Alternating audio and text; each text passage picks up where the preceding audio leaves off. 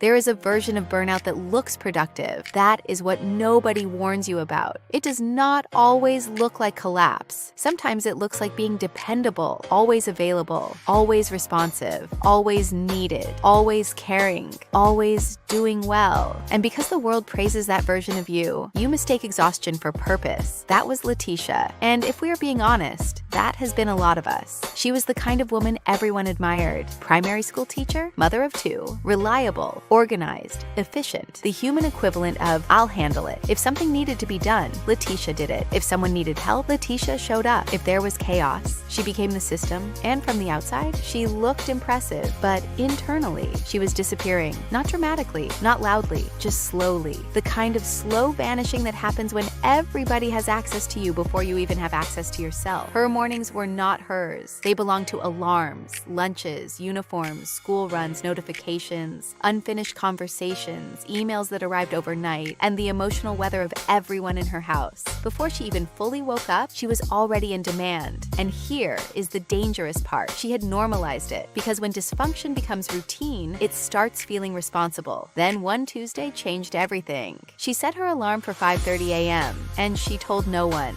Not because it was secret, but because she understood something deeply. The moment you explain a fragile new boundary too early, people start negotiating with it, and in the negotiation, it loses its power. So she kept it to herself, and what she was claiming was not productivity, not hustle, not some hyper-disciplined 5 a.m. CEO grind set. She was claiming presence. Just 20 minutes, that was all. 20 minutes before the world reached for her. Now let us pause here, because 20 minutes sounds small, but psychologically, it is massive. Behavioral science consistently shows that the first 30 to 60 minutes after waking shape emotional regulation, cognitive performance, and stress response for the rest of the day. This is not wellness influencer talk. This is neuroscience.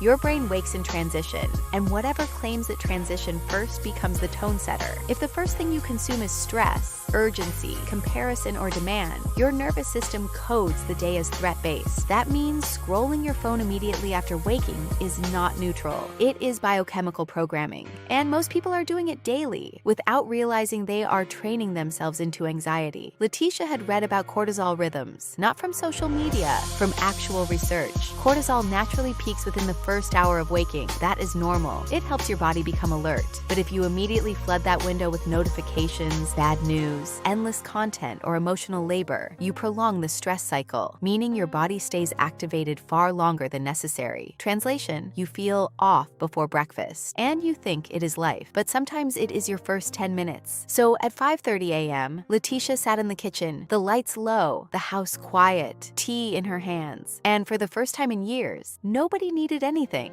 She did not know what to do. That was the shocking part. She had spent so long being useful that stillness felt suspicious, like she was doing something wrong, like rest had to be justified, like quiet had to be earned. And then she cried, not because anything terrible happened, but because her body finally had enough silence to release what it had been holding. That is what space does. It reveals what noise was covering. She cried for 5 minutes, finished her tea, and began the day. But something had shifted, because for the first time in years, she arrived as herself before she arrived as everyone else's resource. That distinction matters, and this is where scripture enters with precision. Mark chapter 1 verse 35 says, "Very early in the morning, while it was still dark, Jesus got up, left the house, and went off to a solitary place where he prayed." Read that carefully. This verse comes after one of the busiest ministry days recorded. Jesus had been healing, teaching, delivering, serving. Crowds everywhere, needs everywhere, expectations everywhere. And before the next day could begin, he withdrew. That is important, because if anyone had a valid reason to skip solitude, it was Jesus. People needed him urgently, constantly, yet he still protected the first part of his day, not because he was avoiding responsibility, but because he understood replenishment is part of responsibility. The Greek word translated as solitary place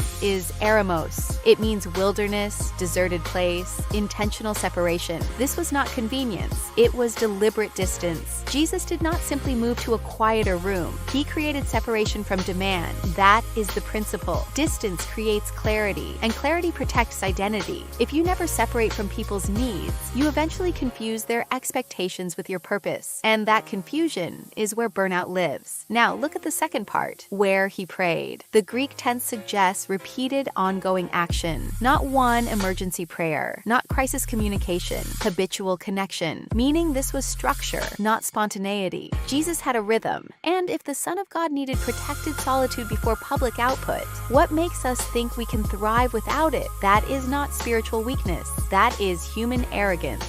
Letitia did not become a different person overnight, but within weeks. Her mornings felt different. She was less reactive, less scattered, less emotionally thin. Her oldest child even noticed. Asked why she seemed calmer. She said, "I'm just more awake." But what she meant was, "I am no longer beginning my day in emotional debt." And that line is worth sitting with because so many people wake up already owing energy they have not yet generated. That is why the day feels heavy before it begins. You are spending from reserves you never replenished. Neuroscience supports this. The brain's default mode network, responsible for reflection, emotional processing, memory integration, and creative thought, needs uninterrupted low stimulation time, especially in the morning. If external input floods the brain too quickly, that internal processing is interrupted, meaning you start the day cognitively unfinished. That is why constant early stimulation creates mental fog, irritability, and lower resilience. Your brain never got to complete its reset. So when people say, "I need quiet in the morning," that is not preference. That is neurological maintenance.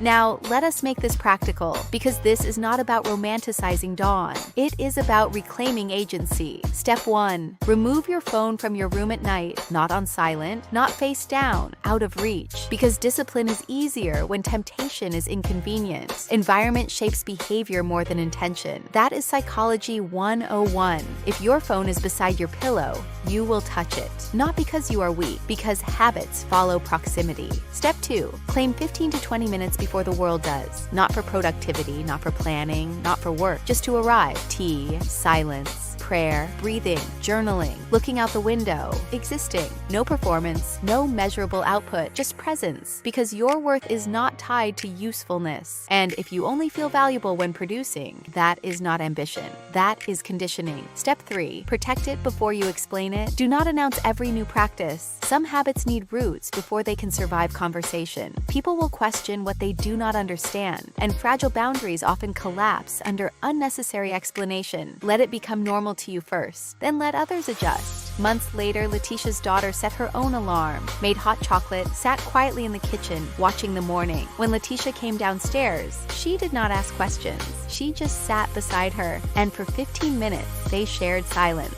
That is how transformation spreads. Not always through instruction, but through example, because children copy rhythms before they understand them, and adults do too. Your habits preach louder than your words. Now here's the bigger truth. The first hour of your day is the most contested real estate in your life, because whoever claims that hour often shapes the rest. If the world gets you first, it defines your pace. If you get yourself first, you define your presence. And that difference changes everything. Exodus chapter 33 verse 14 says, "My presence will go with you, and I will give you rest."